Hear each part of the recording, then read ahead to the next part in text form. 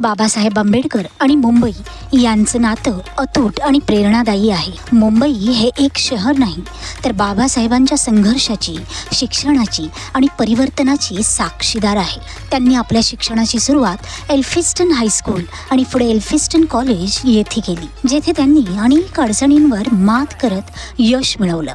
पुढे मुंबईच त्यांच्या सामाजिक आणि राजकीय चळवळींचं केंद्र बनली. इथेच त्यांनी दलित आणि वंचितांसाठी आवाज उठवला, कामगारांच्या हक्कासाठी लढा दिला आणि इंडिपेंडंट लेबर पार्टीची स्थापना केली. समाज जागृतीसाठी त्यांनी मुकनायक आणि बहिष्कृत भारत यांसारखी वर्तमानपत्र सुरू केली. त्यांच्या आयुष्याचा शेवटचा टप्पाही मुंबईशीच जोडलेला आहे.